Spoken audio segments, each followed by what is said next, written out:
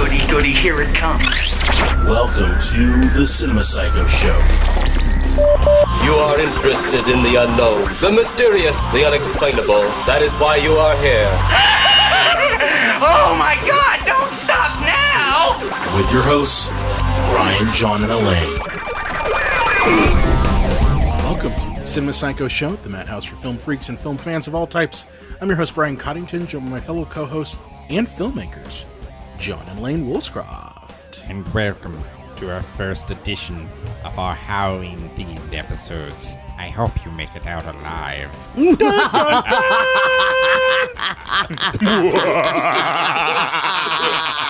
There's a lot of smoke. Good times, guys. It's October. I'm so excited that it's October. Yeah, so we're on episode 73, and this is our first entry. I mean, technically, it's our second, because it came out on October And we did talk about zombies 1st. the week before that. Yeah, we did talk about true. zombies the week before that, so we never stop talking about spooky things. We're just working the theme. Guys, we love this stuff year-round. It's true. So, but this week, we are going over some of my favorite films, which are specifically pornos. Is that what you said? 70s pornos, right? 70s porn. That's his favorite, isn't it? Yeah. You love that bush. The more the better. Oh my Ladies, God. never mow that lawn, said Brian. Things that we have said on the show. Let me that tell you are something. I proud come of in you. there with a weed whacker, and I'm just... Guys, you know. this is getting erotic by the second. I'm hard. Half-mast already. So, anyway, before I was interrupted by porno, we're going to be talking about Dracula movies. So, you might be saying to yourself, well, Brian, didn't you talk about vampire movies last year around this time? What you said, Yeah. back the fuck off. And which I say, I have a microphone, but you don't. But no, we talked specifically about just vampire movies in general. This time we're going to go around and only talk about Dracula versions. Exactly. Okay? So, because it has literary background, because Dracula was a book, obviously. Right. But there's been many different interpretations of Dracula, since the dawn of cinema. And I think it's definitely worth talking about outside of just the general vampire movie tropes. Yeah, and John has some really sick knowledge for us, too, about Universal monster movies and, the background and how that all fits in. So I think that's going to be an awesome discussion. If you guys like this episode, we may do more Universal monsters just because they are so fun. They're very fun. And talking this much about vampires, I guess we really love to suck. No one sucks like you, sweetheart. No, but we got a little bit of a news bit, don't we? And it's, I think, your favorite friend, John. Guys, Not friend of the show. I dare say anti-friend of the show. And famed child rapist, Roman Polanski. Guys, the world decided is to open his mouth. the world is a tire fire right now, guys. I'm not okay. And for once, he's opened his mouth, and there isn't a passed-out 16-year-old lying next to her learner's permit for once.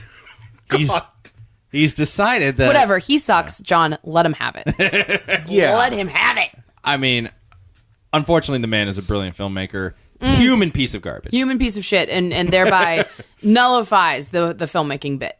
Hasn't that been kind of the going trend recently, what we've talked about?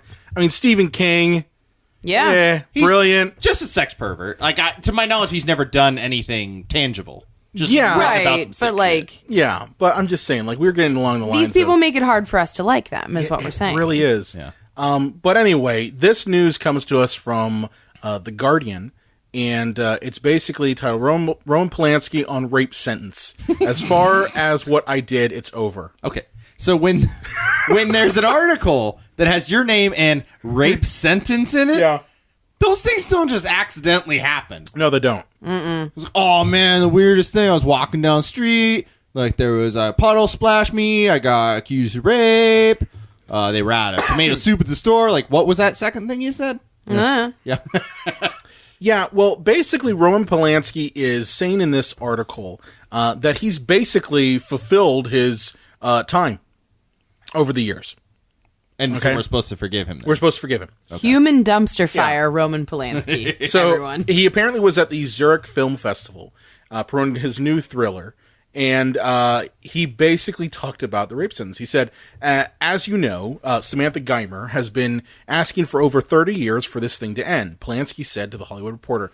But I'm sorry, the judges who dealt with this the last 40 years were corrupted, one covering for the other. So maybe one of them will eventually stop doing it.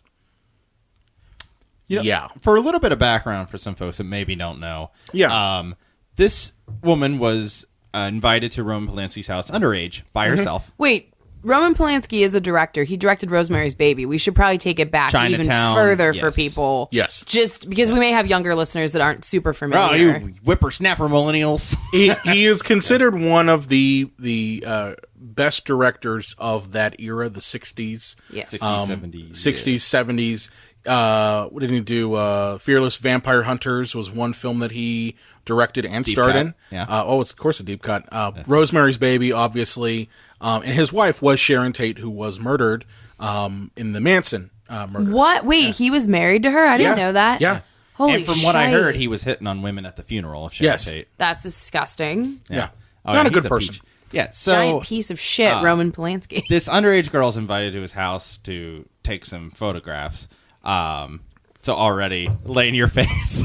Yeah. Yeah, that's You're in legit. mid-drink, and you're just like, ew. I did make that like fart face. And he convinces her to get in a bikini, get in a hot tub. She kind of loses consciousness for about 6 to 7 hours, wakes up, and she has genital bruising, and Roman's nowhere to be found. And then when there's a conviction, or they want to arrest him, he jumps the country. Yeah. So, yeah, he did it.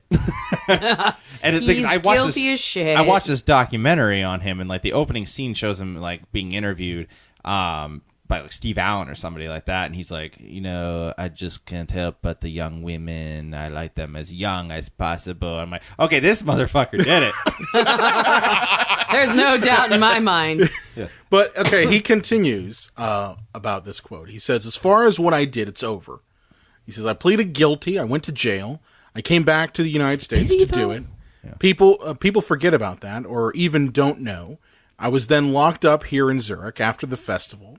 So in the sum, I did about 4 or 5 times more than what was promised to me. What does that mean, promised to you? Yeah, I don't know what the fuck that means. Sounds like he cut like some kind of under the table deal. Yeah, that's what it sounds like to me. Let's not admit that, Roman. Yeah. Like, are you stupid? Yeah, he is kind of stupid. He is. And disgusting. I'm sorry. I mean, you could say statute of limitations, but I don't think there is a statute of limitations on this sort of shit. Yeah, well, yeah, if there wasn't, why don't you just come back to America, Roman? Yeah, exactly. What are you hiding from? You won an Oscar for The Pianist or whatever, and I didn't see you at the Oscars. You were absent that year. He was missing. Yeah.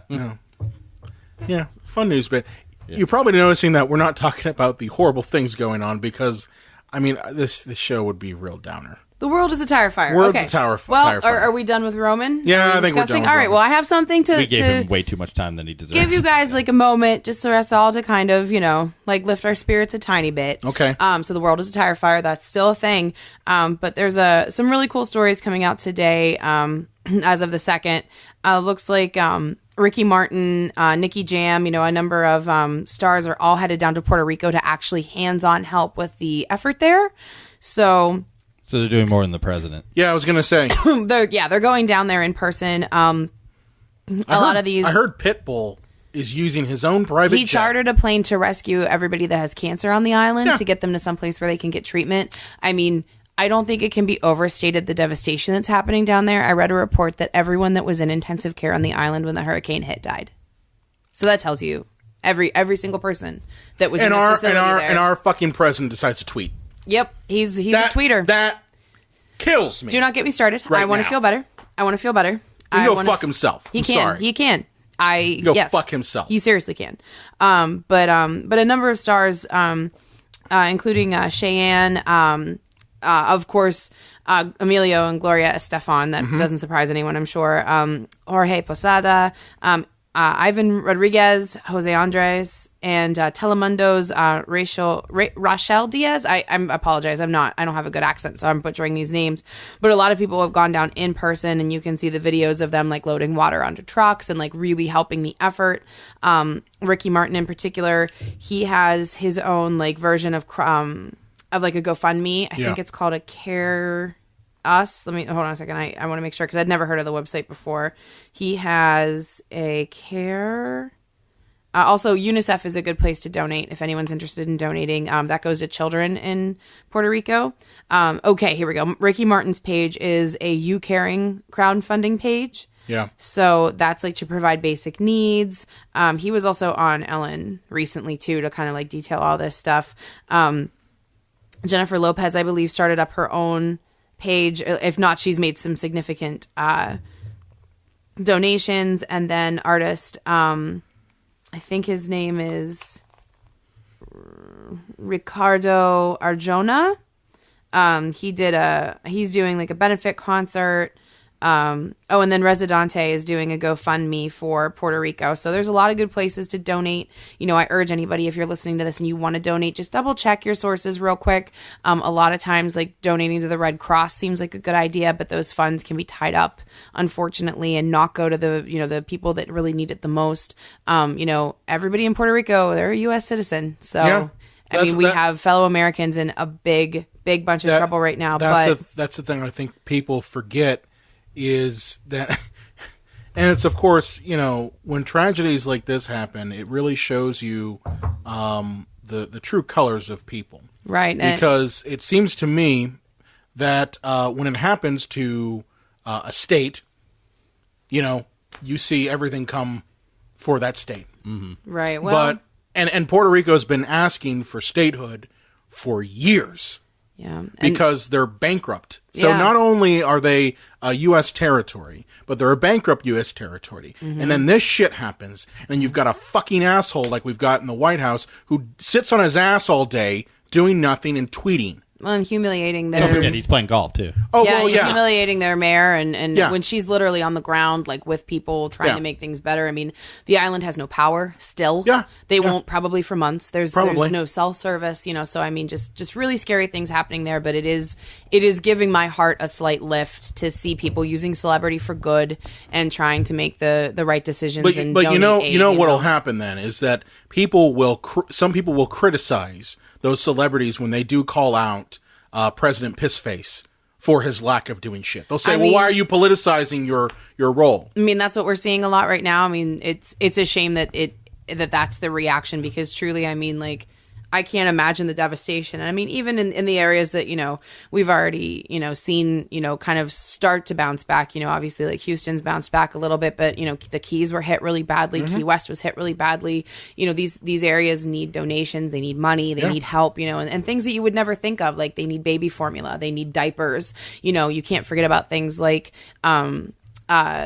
sanitary napkins, like menstruation products, like that's something that obviously would be destroyed in a flood, like pads and tampons, that kind of thing.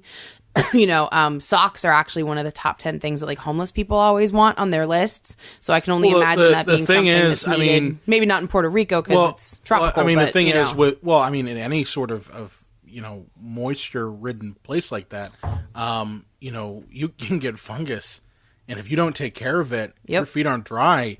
You're gonna have to amputate your foot because you can get gangrene and those sorts of shit. Yeah. So I mean, it's good to see that there's some shred of humanity. Yeah.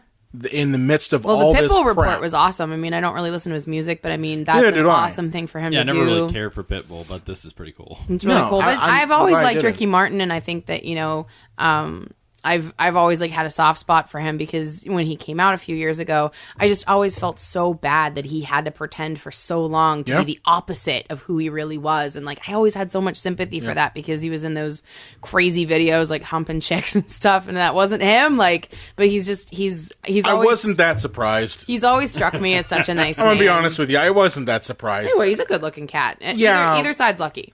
Yeah. But I'm just saying, like, it looked kind of forced. Really? Nah, I don't know. I just felt bad that's. You know what? I'm glad that he is and I felt bad that that's how he had to how he had to be, but he's really giving to others and, you know, using it for good reason. So I don't mean to get political. I mean, honestly, like, this isn't a political show. No, but it's hard to ignore the world as it is. It's hard to ignore I agree. A petulant child I agree. that runs our country. I agree. Well, speaking of bloodsuckers, after we come back from an ad from the Epicast Network, we will go ahead and we'll dig into the fanged monster Dracula. Blah, blah.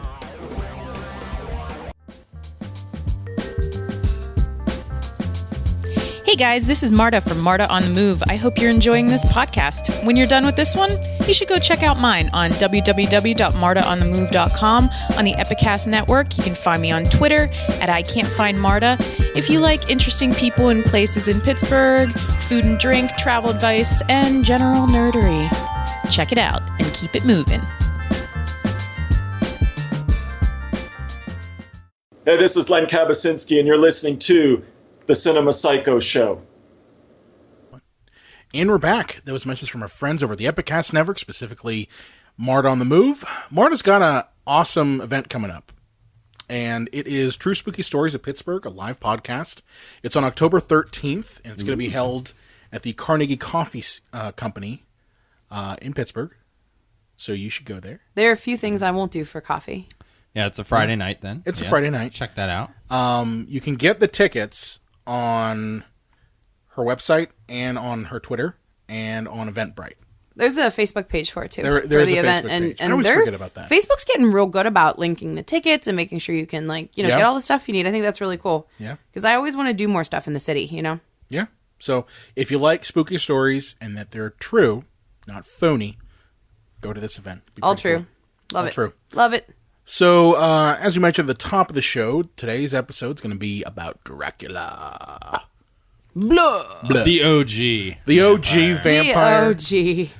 So, you guys are the best. Yeah, so, Lane, since you're the literary specialist, you want to give us a little backstory on Dracula? Sure. So, obviously a very popular convention of cinema, and like you said, it's a book. It's funny, the year that I was too old to go trick-or-treating. So I went my last year. I went as Buffy, which is funny because I want to talk about the Buffy Dracula episode later.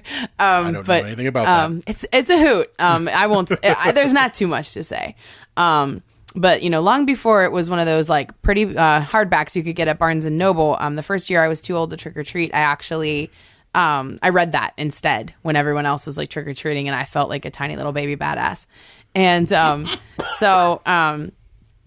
Dracula's, it was 1897 that it was written. Bram Stoker, obviously a very famous name.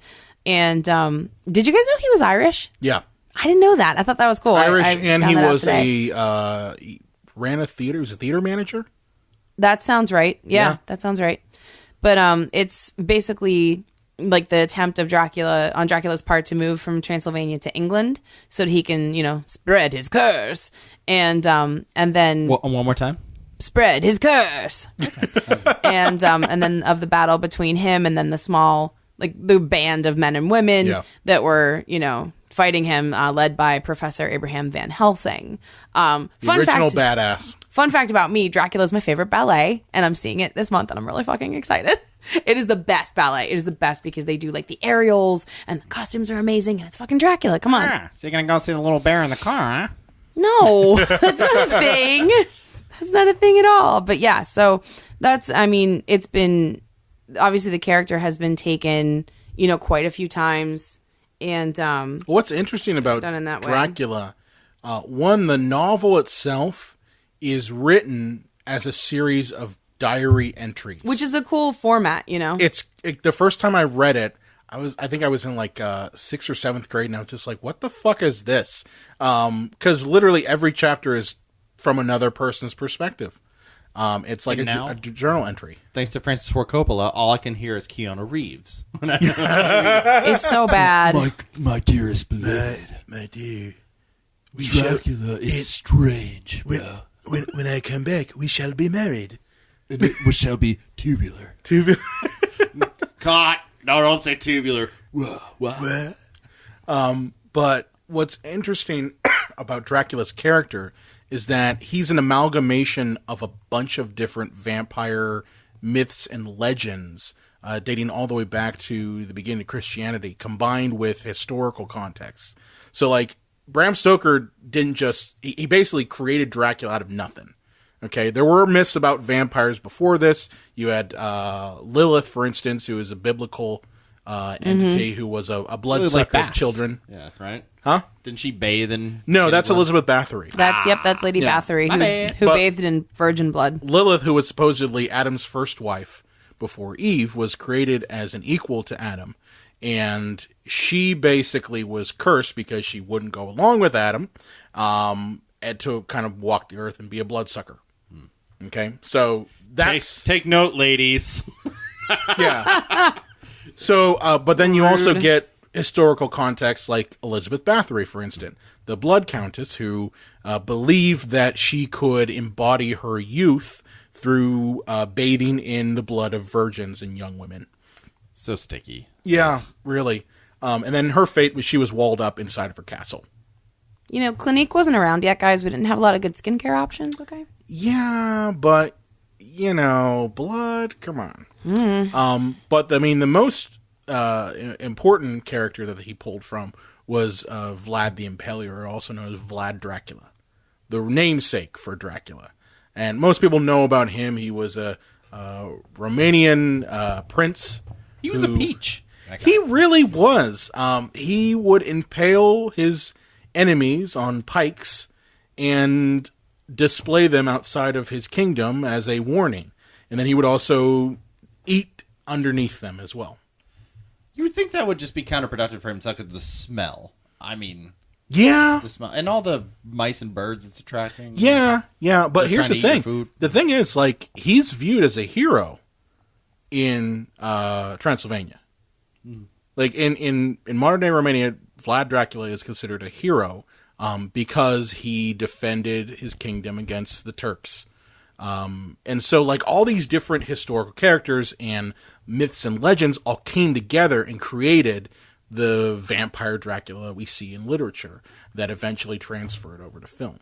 Well, did we talk about this in the just the generic vampires episode? Because there's the myth that he would lead his opposition so that they were facing the sun and his army had their backs to the sun at sunset, and they would release bats into their eyes because the bats would like freak out and it would like ruin the other army's life basically, and that's where like the bat shit came from, because it seemed like they turned into it. Bruce Wayne, we're on to you.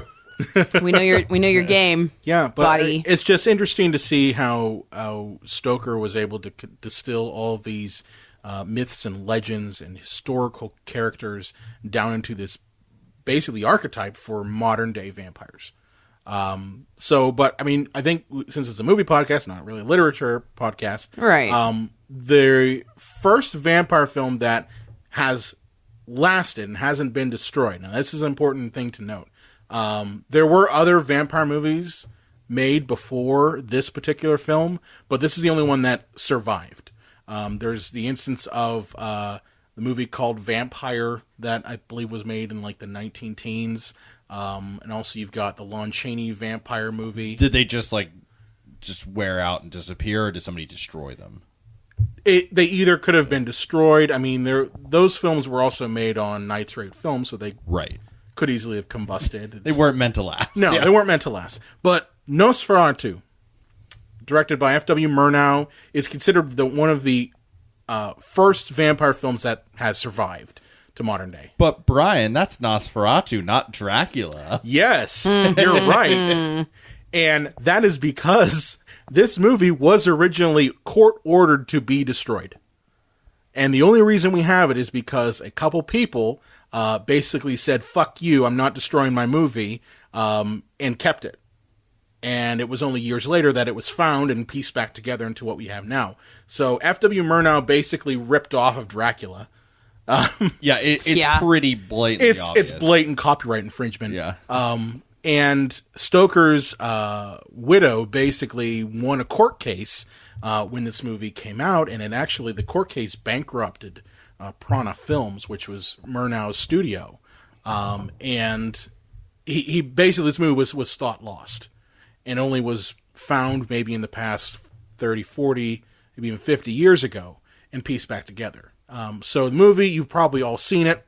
It basically tells a story of Count Orlok, who is a Transylvanian count who looks very rat-like and looks like Willem Dafoe without any stage makeup. You know what I mean? Like, yeah, and it does. And this is the older version of vampires that just look like abominations. This was way before the suave-looking sexual vampire that we know now.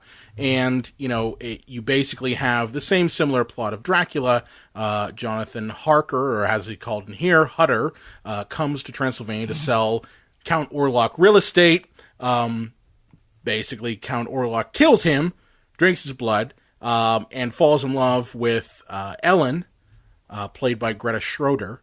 And he decides to come back to Carfax Abbey in England and basically spread his disease. And what's interesting about Nosferatu, and this is in this one as well as the 1979 remake, is that they really play on the idea of Dracula and Count Orlok being almost like a disease with all the plague rats and that sort of stuff. So it's different than the Dracula movies that you see later on. Where it all is about the sexual and kind of like the back and forth, Dracula's trying to steal my girl type thing, where this is more, Dracula's a force of nature, and he's infecting all of London. Well, it's very much of that time, like not when the movie was made, but, when the book was written, like plagues were an unfortunate reality of the world, and to give it a name, give it a place, is something to help them deal with. It's true. I mean, this is shortly after. I mean, this movie came out in 1922. This is shortly after. You had the flu epidemic that happened in America. It's really hard to believe. Was that only just 30 years after that book was written? I mean, it's funny to think, isn't it? When you hear 1800s, like, do you get this white noise in your head? Yep. I do, because it seems like it's so old, like I can't handle it. Yeah. Like, where did you go to buy a book in 1800s? You went to a bookseller. Did they just have like an actual bookshop? You went to a bookshop, and they were like, "Oh, this is the first edition of Dracula," and you're just like, "Oh, how much is it? About 25 cents." Yeah, that's outrageous. Attention, shopkeep. Nobody would say first edition, though, because it wouldn't matter. They'd be like, here are all the books that exist. Yeah. Here is the book that exists. Wait a minute. You know how to read? Holy crap. Right? I mean, like, it's a totally different time. But, it's funny that you mentioned that, because I feel like a flu epidemic would feel very similar to the happenings in this book of, spreading the plague of the undead and all that, Yeah. So Nosferatu, one of the landmark films, gives us some of the great visuals, a lot of German expressionism in this film. And this was one of the archetypes, along with other films like Cabinet of Dr. Caligari, Metropolis, basically... German expressionism, baby. That's like some of my favorite stuff in art history. That is. It is. If you've never seen like a silent movie, this is a nice, easy, like, warm bath welcome into... Totally. Those kind of movies. Yeah. It's especially very easy to Dr. Caligari. It's kind of funny in parts because of just the overacting. Because a lot of these people came from vaudeville on the stage, so... And nobody understood, like, the measure. Speaking, so one of my favorite characters in this movie is the Renfield character. His name is Knock. And he's like the crazy guy. He's just a little guy. He just hangs up on everything. He's like, Dracula's coming, or Orlok is coming, And oops, did you say Dracula out loud? Yeah. So you want to get sued? But yeah, he's just a crazy character in this film. But for those who don't know what German expressionism is, because we don't want to talk over their heads. Basically, in cinema, it's the idea of creating landscapes that were otherworldly. There were exaggerated forms of normal reality-based architecture and backgrounds. So, like, you see a lot of hard angles, a lot of really bizarre things that don't make much sense. And Nosferatu's, honestly, in my opinion, it's kind of tame compared to other German expressionism films. Yeah. Fritz Lang really hit home on that shit. Saying, check out Metropolis. Yeah, really seriously, check out Metropolis. Yeah. But yeah, great movie. And then we kind of work our way up to America's first vampire film in the Dracula landscape. And that was, of course, the 1931 classic Dracula with Bela. Which has nothing to do with the book, by the way. Not a fucking thing to do with the book. Not It's really. true. Yeah. It's all based around the Broadway play of the same name. Yeah, and Brian, tell us a little bit more about that this started as. Okay, so this is a kind of thing that kind of follows along Dracula movies for the next 70 years or so. And it's the idea that you're either basing it on your book or you're basing it on the 1931 classic, which is not based on the book, it's based on the Broadway play. So Bela Lugosi got the part of Dracula because of the fact that he was in the Broadway play. Okay. He commanded that role so well. He brought the suave, sophisticated, sexual vampire for the first time. It wasn't overtly sexual, but it was enough. But he wasn't a rat-faced disease. No, he wasn't a rat-faced disease. So he brings to Dracula the Eastern European charm, and it's also worth noting that this is the first talkie version of Dracula that we see. And Talking. One of them talking pictures. yeah, one of them talking pictures. So it's a landmark for that. I will tell you though, this version of Dracula is slow as fuck, Oh yeah. Well, it's also 1931 to begin with, and it's But- not scary at all. Like I don't see. people scared a lot easier. I don't think back then, that. I don't think they were scared of this. But it is kind of the most iconic image when you think of like Dracula. You think of the cape. You think of the accent. You know, it's probably, and even just in pop culture, even almost in satire, like you look at the Count on Sesame Street, like it's basically Bela Lugosi. It's, you know, Did you know Lon Chaney was going to be Dracula? that makes sense. He originally was Lon Chaney Sr. was going to be Dracula, but he died right before they got to producing this film, and they went to. Todd Browning, the director, went back and said, "Oh well, let's do Bela Lugosi because you know he kind of did the Broadway play really well." Well, we stepped in kind of the Universal monsters now. Yes, this was really like the first one. Well, you know, if you count like not as popular, but they did a Phantom of the Opera, Which Lon Chaney was in. Lon Chaney was in, and there was a few other Lon Chaney movies because he was like the guy to. He was the man of 1,000 faces. Yeah. He's someone I idolized as a kid because I was really into special effects makeup, and I read all of the books that he was in, and his ability to create makeup from nothing, like literally mortician's wax and fishing wire, was insane. Like the things he did were crazy. Yeah, the Hunchback of Notre Dame was like one of the first. That ones. would have been a good one, makeup wise. For all of you, That was painful, by the way. Oh, I imagine like He actually there wasn't. he bent his legs back. I bet there wasn't a lot of safety back then. No, there was no safety, no unions. Well, and for back all then. of you trivia buffs out there, The Man Who Laughs was actually April 27th, 1928. That film came out. It was one of the biggest influences on Bob Kane for the creation of the Joker. Yep. Wow. Also, you know, another one of the Universal monster movies. But yeah, it was when we got to Bela Lugosi as Dracula that it became to be the ones that we really know, like Frankenstein followed, Bride of Frankenstein, Wolfman, which Mummy. was Lon Chaney Jr. Yeah, the Mummy. So all the really famous ones kind of came post Dracula there. So Yeah, and the interesting thing about this Dracula 2 is that at the time that this movie was made, it was commonplace to have a Spanish language version produced at the exact same time. Yeah, that's interesting, isn't it? Yeah. So, and the thing is the Spanish language version of Dracula, the way they would do this is they would shoot the English language version during the day, and at night the Spanish language production team would come in with their own actors and that sort of thing and use the sets from Dracula and produce basically a copycat of the same movie, only with Spanish actors and Spanish crew and things like that. And the thing is that a lot of people who've seen the Spanish language version of Dracula say it's actually superior to Todd Browning's version in a couple different ways. One, he used special fucking effects. Like he used smoke and superimpositions and things along those lines. Camera moves were in here. Todd Browning was a theater director, so he's looking at it from, I gotta shoot in the wide all the time. Have to see everything. Have to see everything. And the Spanish language director, which I'm going to try to pull up here, he decided to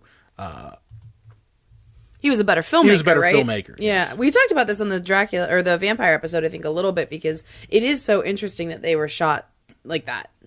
Yeah, and not to sound too snobbish here, because TV really has kind of had a George renaissance. Melford and Enrique Tovar Avalos. Okay. But yeah, but TV's had kind of a renaissance in the past, like I'd say 7 to 10 years. But, it's basically, if you're a theater person, you're going to do everything in wides. TV is wide and then over close up, over the shoulder. Oh, and if you're George Lucas. But, it's really the cinema that, you really get a variety of angles. Because TV used to be just sets, and you had to do the limitations of those sets. So wide shot to establish and then over the shoulder, close up, Exactly. So that's what Brian's saying is that nothing too dramatically original. Yeah, they were really still coming off of vaudeville days. But then the one thing that's missing from this version of Dracula that doesn't come about until around 1958 is the idea of blood and fangs. Oh, yeah. Because, that would have been so scandalous even at the time. Like, that would have just grossed people out so much. And I think it's funny because in black and white, except for Psycho, blood's not really that scary, No. No. But in 1958, Hammer Films comes out with their own version of the Universal Monsters. So your drunk uncle of film production company. I don't think they're the drunk uncle. I think they're just savage. Now, what do you have against Hammer Films? I have nothing against Hammer Films, but I think they are the drunk uncle of. They're very exploitative. They're trauma of I think that's what. And I like trauma as well. So and what's funny is it's the Brits. Yeah. People think the Brits are provincial and that sort of thing, but no, they were the ones to introduce sex to Dracula. You watch some of the Dracula films from the Hammer series, and they're all titties. And then on top of that, it's the introduction of blood, lots of blood, and fangs.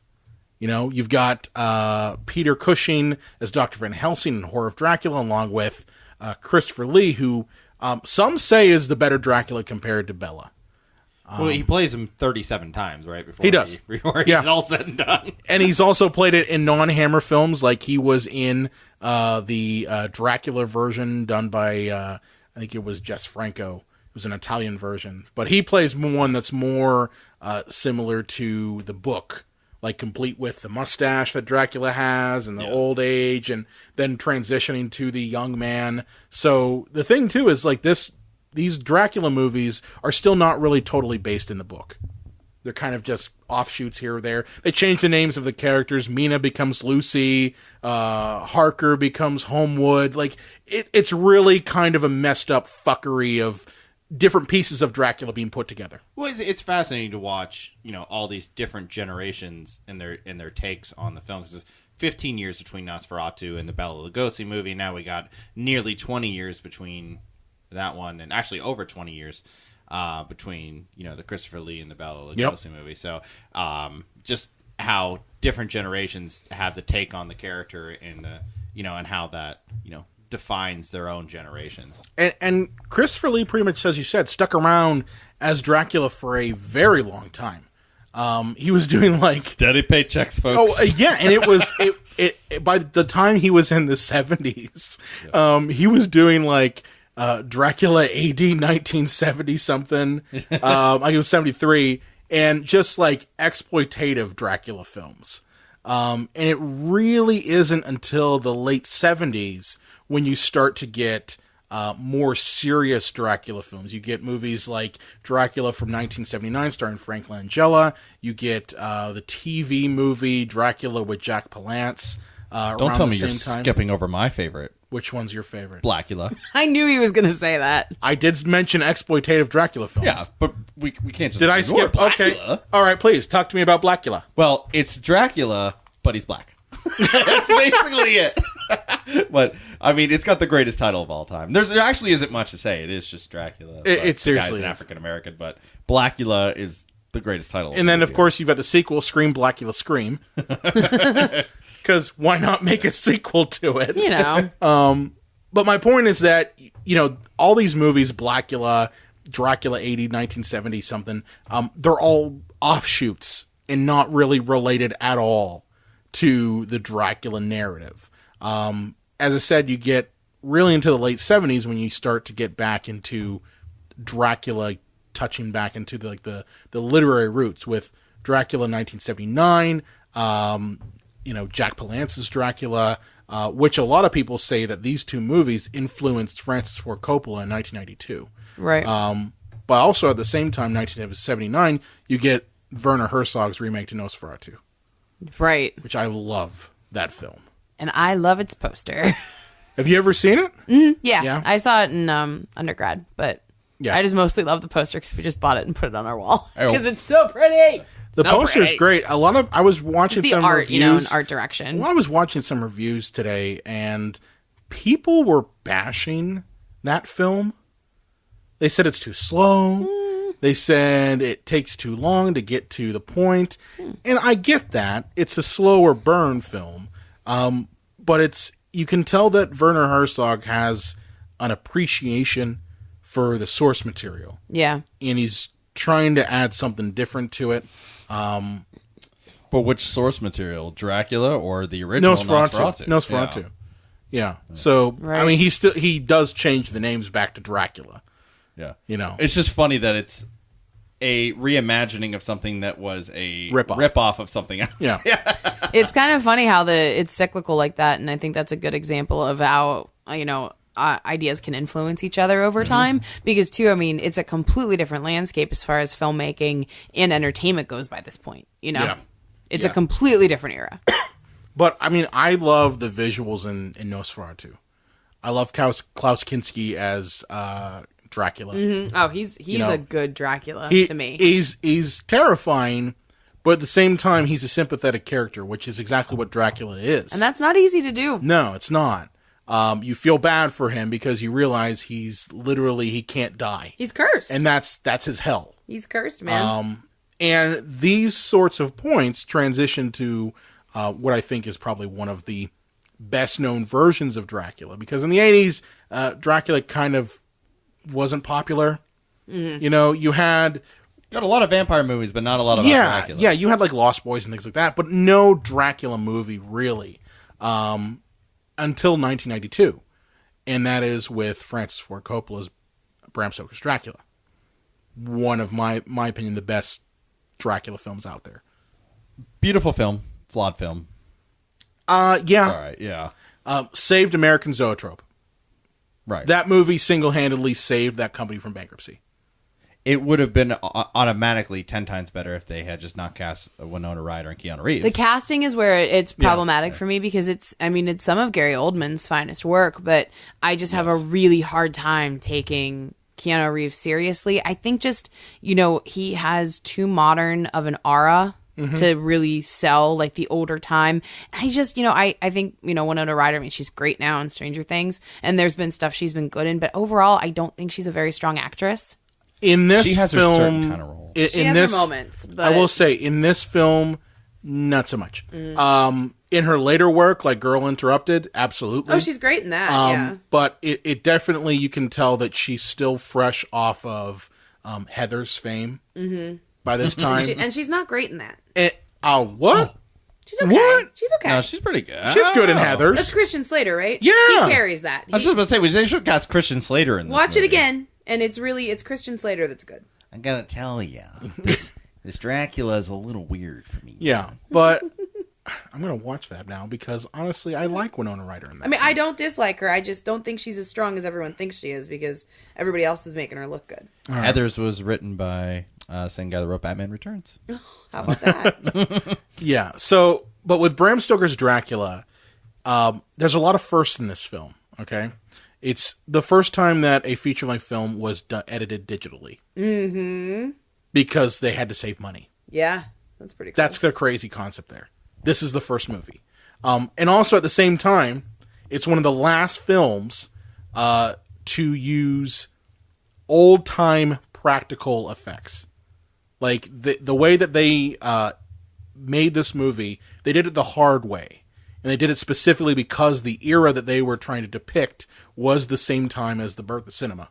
Okay, late 1800s. So, they did a lot of stuff with, double exposures, using rear projection screens, using miniatures, doing basically every old-time magic trick in the book that, people like George Millay would have come up with. Right. And trying to do it the hard way instead of do it the digital way, which was popular at the time. Makes sense. Now, to the acting, yes, Keanu Reeves, fucking terrible. Yeah, but there weren't many young, hot, fresh actors at the time. And you're not going to throw Johnny Depp in there. I mean, this was at the time when they were having their major breakup. Yeah. Oh, yeah. And he probably would have been like, this movie is too big for me. Give me something where I can put on a fake nose and a stupid accent. So. Years later. Yeah. But I love this movie because on two fronts, it reestablishes Dracula from what it was before. Because prior to this, you have to reach all the way back to the 70s to get anything that looks as rich as this movie does. It also, you've got a pretty decent story that combines historical things with this fiction. Yeah, and a lot of films, as they went on, put them in their own era. Mm-hmm. Going back to my Blackula. Your Blackula. Your beloved that takes Blackula. Place in the 70s Los Angeles. This film stays to its original, time frame of the story. Maybe a little bit updated, but, it's still in the 1800s. Yeah. In the 19th century. And then on top of that, they used a hand crank camera at certain times in this film. And it gives it that extra little feel of really trying to match the time period of this. You can tell Coppola's just having a little bit of fun with this one. Well, do you know the story behind the creation of this film? He originally wanted to shoot this as almost like a play, where there wouldn't be any sets and it would be in complete darkness. Someone said, "Don't do that; it's dumb," and so they didn't do that. But he wanted to keep with that sort of mentality. So this entire film was shot on sound stages. Mm-hmm. There are no buildings that they shot in. It's all built. But what's interesting is that this movie single-handedly saved the company. They were bankrupt because of Apocalypse Now and a couple other films that they had made during the 80s, and this was their last shot. Oh, man, we should do an episode somewhere down the line just talking about the nightmare that was Apocalypse Now and how that movie should never have been finished because of all the shit they went through. They made documentaries on how horrible it was, but yeah, so it saved the production company. And Brian, would you say this is the most faithful adaptation of the book we get in cinema? It's pretty damn near close. The love story that's in this film, as well as the historical background stuff, is pulled from various Dracula movies. It's pulled heavily from the Jack Palance Dracula from the 70s. I'm sneezing right now. Sorry, guys. Yeah. Are you the one coughing now? So. No, I was sneezing and I was trying not to make any noise. But so yeah, it pulls from previous Dracula versions. It pulls from the Jess Franco Dracula as well with Christopher Lee. And it also pulls from the historic background of Vlad the Impaler. So it's not completely faithful, but I'd say it's probably about 80% there. It's still told in diaries, which no other Dracula film did. It's true. And that's, I think, important to the source material, if you can pull it off, Yeah. Well, sorry, I'm drawing a blank here. Did you want to talk about Blackula more? No. Okay. Sorry. Oh,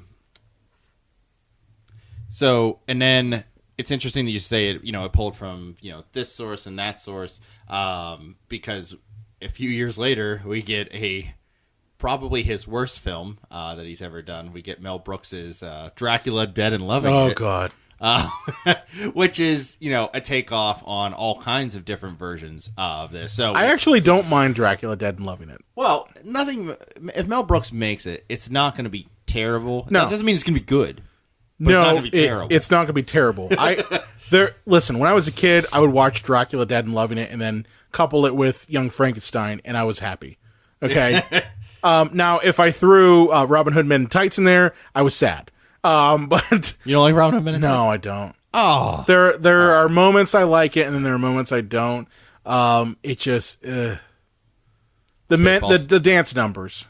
Spaceballs? You like Spaceballs? I love Spaceballs. Okay, good. Thank God. Would you have thrown the microphone at that point?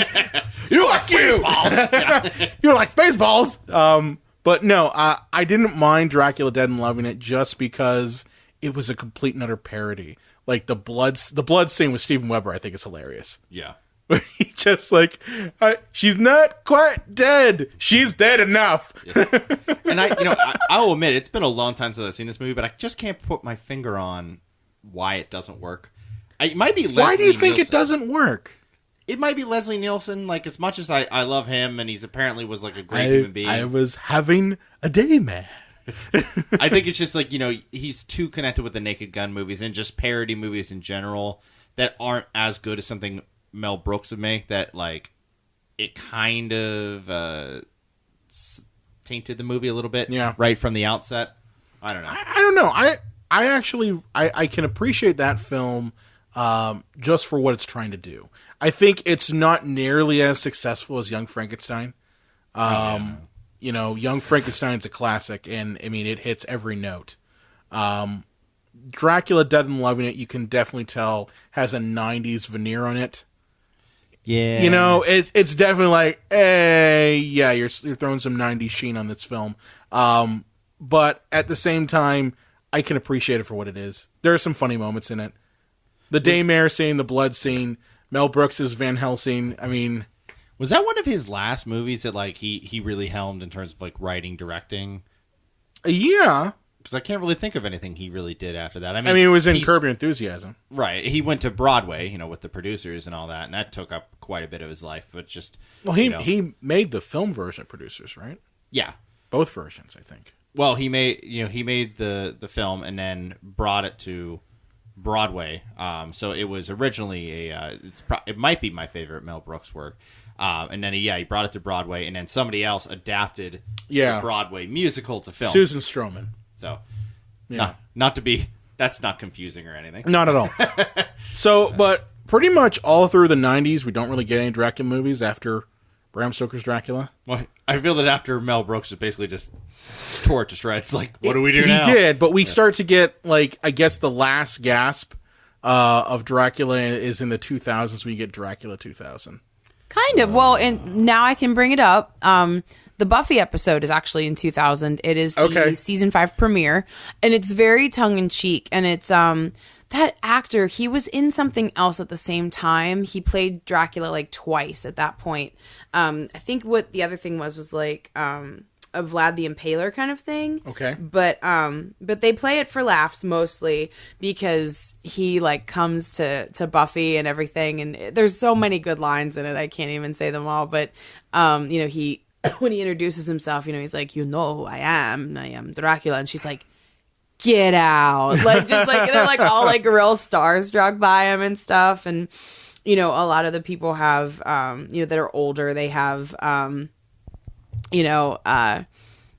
like relationships with him. Like he owes Spike money, and like Anya's like, we had a thing once, and all this stuff. And it's actually, if you guys have ever heard me say, it's the piece of art on this earth that brings us the phrase spider eating man bitch.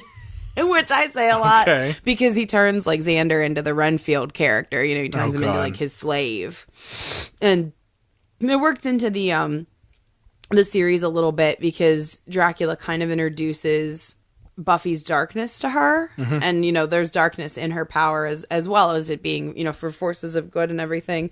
And it's a very funny episode, but it was a neat take because it was kind of jokey. He does like kind of put the whammy on her, and he bites her and stuff, but just I think it's an interesting way to weave it into something that has a lot of history to it, but has the same responsibility to to lore and to vampires. Eventually Dracula was going to have to show up in that show. I kind of figured it would. It's true, and I wish I could remember what the other guy was in, because I feel like maybe he wasn't in both, but he was just in like similar things, or like a Vlad the Impaler thing came out at the same time. Yes, Dark Prince. He played. He was Vlad in that? Dracula. That was him. He played. That's Vlad. You know what? Here's the thing. A lot of people knock on that film. Mm-hmm. I actually like Dark Prince. Mm-hmm. Well, that's him. Have He you plays seen it? Dracula as well. Have you seen that I think version? I've seen like a clip. I'm I not have gonna no lie. idea I what you guys mostly saw the Buffy episode. So Dark Prince, 2000, the year 2000. So yeah, 2000 was kind of a Dracula year because you had Dracula 2000, this Buffy episode. Was John and then Carpenter, Dark wasn't Prince. it Dracula 2000? Maybe. Or no, I'm thinking Ghost No, you're of thinking Mars. of vampires. Yeah. But no, Dark Prince. That was they were trying to basically tell the story of only Vlad the Impaler. So Yes. the true story, and then of course they had to throw some vampire shit in there at the end because why not? I mean, We know how to put the Peter Buffy Weller's in it, John. Yeah, Peter Weller's in hero, it. He Peter plays a villain. He plays the priest who ultimately condemns Vlad the Impaler to death. Nice. Like he tricks him. John Carpenter's Vampires in 1988. Yeah, not Dracula, but No, yeah. That's what you're thinking of, though. Yeah. There weren't a lot of names associated with this production. I think Well, Peter Weller's this the most was famous this was a person. TV movie too. Right. This was a USA. That's TV right. Like movie. I said, 2 TV things where he was Yep. Dracula in both. That's right. Yep. He was pretty good. I mean, you can definitely tell it's overacted a little bit. I mean, what are you gonna do? You're Vlad the Impaler. You're going to talk like this, and you're going to be dramatic. He overacts in the Buffy episode, and it's fucking Buffy, you know. But I mean, then you get to Dracula 2000, which, you guys ever seen Dracula 2000? I've tried to forget it. Okay. It's been on TV, right? I feel like I've seen it when yeah. I'm just like laying around, yeah. like TNT, no if pants it's in the 2 house. o'clock, like on a Saturday. Yeah. It's on. This is our first introduction into Gerard Butler. This is his first film. That's notoriety. right. So well, thanks no, a lot, wait. Dracula Was this 2000. what was the year on this? Because I thought that Phantom of the Opera was 2000. one of- 2000. Oh, of course, I'm an idiot. Because, the new millennium, holy crap. Everything was is 2000. 2K or That 2000. was so stupid of me. I apologize, Yeah. everyone. Oh my good God. This one's pretty terrible. Dracula is released by a bunch of criminals. Abraham Van Helsing, played by Christopher Plummer, is apparently he was somehow hit with Dracula's blood in the 1800s, and he's kind of survived as an immortal. No logic behind this. Okay. I mean, it's Johnny fine. Lee Miller's in a movie. He plays the hero. Oh, good. How often is Johnny Lee Miller in anything? Hackers. It's true. Wait, he was he on Dexter? Was he? He was. He was. Wait, he's the guy. He played Jordan Chase, right? Yeah, on Yeah, he season did. 6, the Yeah. rape guy. Yeah. The Forgetful. I yeah. bet he took a lot from Roman Polanski in his research for that. He did. I bet. God. Suck it. But yeah, this movie is pretty terrible. It's also one of the only acting jobs by. Remember Vitamin C? Yes, I totally remember Vitamin C. Are you kidding? She was Lucy in this Yes, film. What? No way. Yeah, Lucy Good in this for film. her. I think that's her birth name. Yes. Also, Jerry Ryan plays one of Dracula's brides. Oh, cool. I always liked her. Pretty god awful.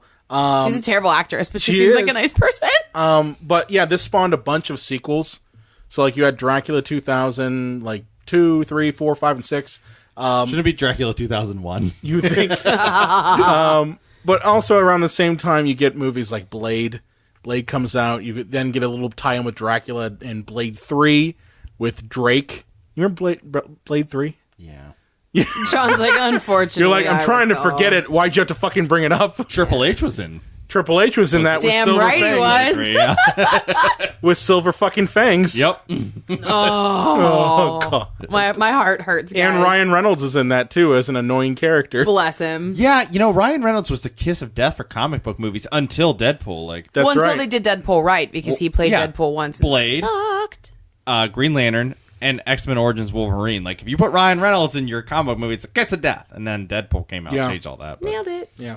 And then we don't really get a whole lot of Dracula stuff after Blade 3 for the most part. You get a Dracula TV series that's really short-lived, and then you get the newest version of Dracula, which is a 2014 film called Dracula Untold.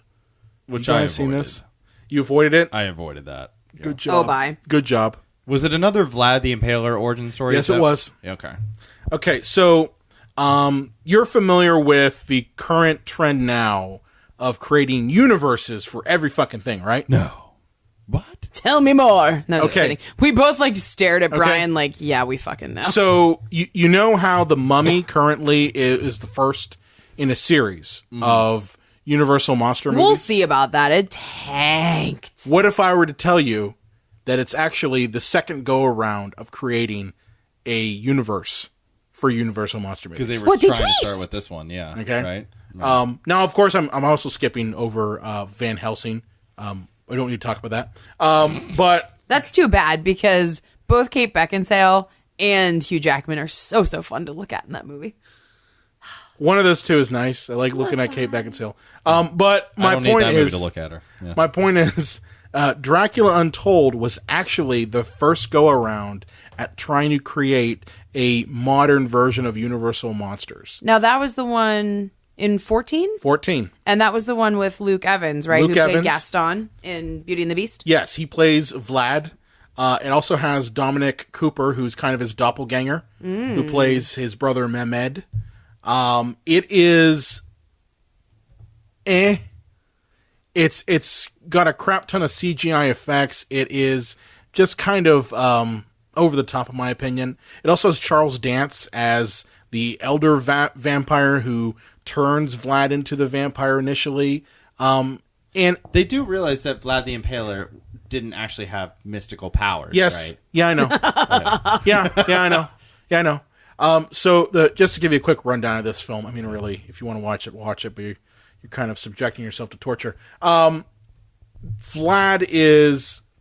it's basically kind of following the same line as Dark Prince. Right. Vlad basically is ruler of his little kingdom. The Turks want to steal his son because apparently that was a thing you did back then.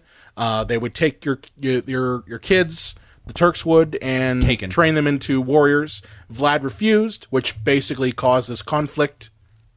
Right. Vlad felt that he needed more power, so he climbed this mountain and sought out Charles Dance, who plays this master vampire, who looks really creepy. I will say the makeup is actually pretty good.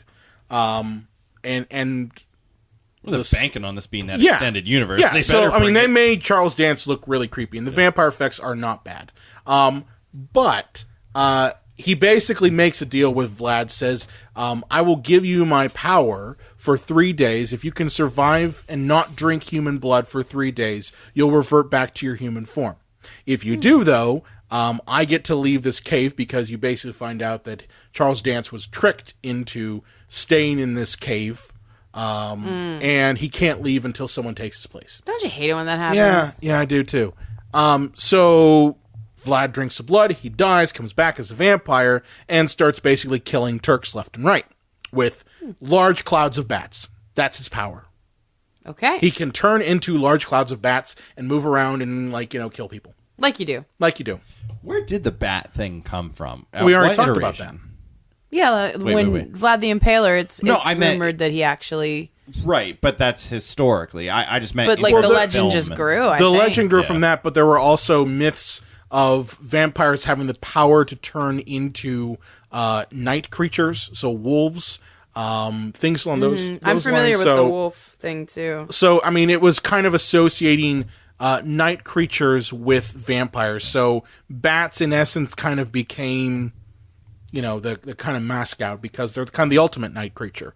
Right. Yeah, and I think a lot of European folklore included the shape-shifting myth. That was a big part of the myth. I was just curious where in film it started, but Oh, I see. I see. I think it came in film from legend. In film, that was Dracula 1931. That was the first time you saw a bat, Dracula turned to a bat. And it was that puppet that kind of floated around. I kind of love it. it's 1931. What are they? God, it's great. So, anyway, let's kind of finish up this Dracula crappy movie. Luke Evans basically kills some Turks, but he finds out that, the townspeople that he's protecting find out he's a vampire and kind of don't like that. So hilarity ensues. The Turks kill his wife, they kidnap his son, and they kill the rest of the townspeople. Luke Evans decides he's going to indoctrinate. Well, one, he drinks his wife's blood, as she's dying to try to save her, and she's dead. So he becomes a full-blown vampire at this point. And decides to turn every one of the townspeople that he's trying to protect into vampires so they can get revenge on the Turks. Okay? So he has a whole vampire army, as one does. It's a whole thing. You know, kills Dominic Cooper, Mohamed, and, you know, then the vampire townspeople, after they've killed everyone, decide that they want to eat Dracula's son. Yeah. Yum. And so Dracula kills all of the townspeople and then sacrifices himself. Okay. But the... Sounds like a laugh a minute. It is. It Good really times. is. It's Good good times.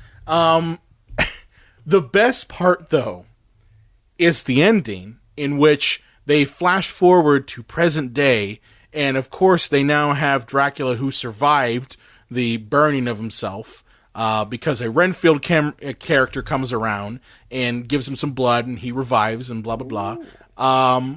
But he's now found Mina from the story. Yeah, and guess what? She looks just like his wife in the medieval times. How about that? And, of course, Charles Dance's character is now there saying, "Let the games begin." Thus kicking off the Universal monster movie series that never was. Well, it just because this movie bombed. Yeah, I was going to say, it didn't make any money. Oh, the movie my didn't God, make any money it was at all. terrible. I remember just snickering at the trailer, and I was like, I'm not seeing that piece of shit. And that was it for you, John. It's Meh. basically trying to turn Dracula into an action hero. That's what all these movies And are. it's not when you get a gonna mummy work. movie with Tom Cruise in it, it's like, wait, what? You know? And also, I'm not sure how I feel about Tom Cruise still being an action star. He's like way too old for that shit. Yeah. So let me ask you guys a question so we finish up here. Sure. What do you think that filmmakers can do to revive Dracula? Oh boy. So the cynical part of me just wants to say, don't Stop. leave well enough alone. Yeah. No, but I mean, leave it undead. But I mean, Dracula is one of those characters that I think is open to being remade over and over again. You know, because it already has been. What do you think you can do to improve on it and make the next version? I know it's a tough question. It is. I don't know. I think that working through the human element and going to that point, you know, I mean, obviously this movie did it, but did it badly. You know, to look at the transformation itself. And obviously, I mean, you would change maybe the background of like the Turks murdering his family and whatnot, but it'd be kind of neat almost to not take it into a fully modern setting, but at least out of the times in which it originally happened, like maybe like the 1900s, you know, to bring it forward in modernity a little bit and kind of explore that. I think it'd be interesting also to look at Bram Stoker's origins. His great-great-grandnephew wrote a book, Dr. Stoker wrote a book called Dracula, and it kind of explores that because the big thing with the Dracula novel is that all of the different language versions, there's a lot of discrepancies. Yeah. Different endings, different details. One of the manuscripts that I think Doc Ray looked at extensively is the Icelandic version. And he actually, he proposes in his novel that that Bram Stoker possibly believed in vampires himself. Really? Mm-hmm. And that's one of the things that he discusses, and it's it's one of the only like Dracula quote unquote prequels that is you know, it's the only one that's authorized by the estate of Bram Stoker. But this story takes place when Bram is like 21 years old, and then it's come down like, you know, from them, you know, from writing this story. He wrote it with another author, J.D. Barker, who's local to Pittsburgh. Okay. And they worked on it together. It actually just was sold to Paramount like this year. Wow. The option rights were sold, and it's going to be developed as a potential, you know, vehicle down the line. And they're saying that I don't think it's going to be released anytime soon because this was just announced. Right. I think Andy Machete's going to direct it. Okay. And at least for now, I mean, you know how sometimes these things Yeah. can change. But I think that that's kind of an interesting angle to kind of keep Dracula alive without retreading. Yeah. You know, I'd be curious to read the book. But it's cool that it comes from Bram Stoker's estate. That is You know, it's really from, cool. from his family, I think. So That's very cool. It would be interesting if you did do it in modern times of him almost becoming a celebrity unintentionally because of all of our technology. You mean like now. Queen of the Damned? kind of like Lestat. That's exactly what I was thinking of, Brian. And I love that you were like, I hate everything. And I was like, yes. I didn't see that, so if I'm stealing something else, that's You're not, I mean, it's not stealing. Every story's been told. But yeah, that's like a big component of Queen of the Damned. Like Lestat's just like out of the coffin, you know, a lot like True Blood, where people know he exists. They know he's a vampire. They also did do that in Blade 3 with Drake's character. He walks into a vampire store and sees all the Dracula like merchandise and just is like, are you fucking kidding me? Yeah, and it's interesting. I mean, a lot of Blade 3 references tonight, yeah, folks. right? Yeah. Well, they covered that in True Blood a lot too, with them being like out of the coffin and everything, and the kind of like celebrity that would come with, even with just being a regular vampire, much less like the vampire. Ooh. Yeah. So either go that route or just pure, you know, comedy again. Maybe we could get a better Dracula 10 loving it. Dude, we know, yeah, job, man, such good times. I'm of the mind that you kind of go back to making Dracula similar to what Francis Ford Coppola did, which he basically gave Dracula's balls back. Super, super deadly serious. I think you make it where he's he like is terrifying. He is not only a master of manipulation, but also has the deep sexual element to it. Because ultimately, that's what vampires are. They are sexual beings. They are our fears of disease, our fears of our sexual urges, fears of death, and fears of death. It all is tied into it. So I think that to make a Dracula movie really good, you have to have a character that embodies that, but at the same time is also legitimately terrifying. There are moments in Bram Stoker's Dracula that are frightening.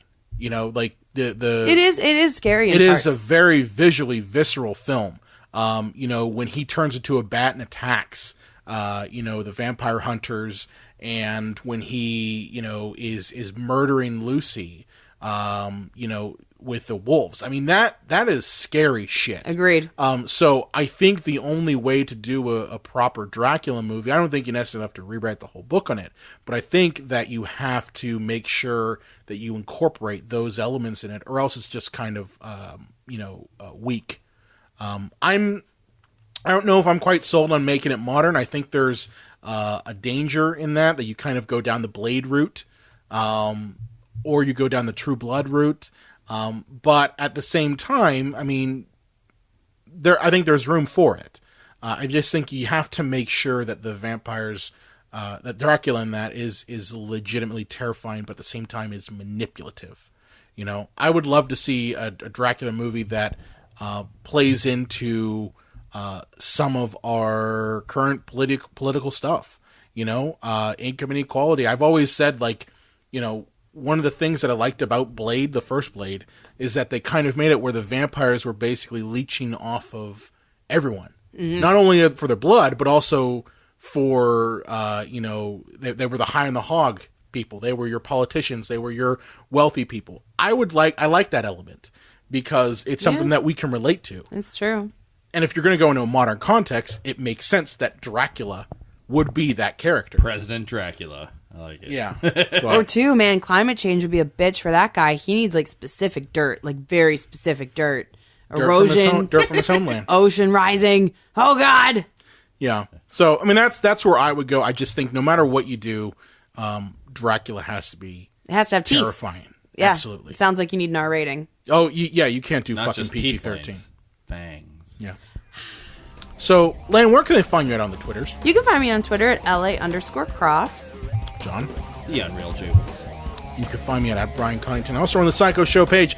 Be sure to like us on Facebook, Twitter, Instagram, Google+, at Psycho Show. You can also find us on the Epicast Network at epicastnetwork.com. If you have a favorite movie or question you want to throw away, you want to talk to us a little bit about Dracula movies, you can contact us at cinemapsychoshow.com.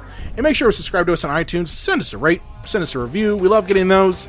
And catch our new episode available every Sunday. 71, 72, 73, 73 episodes.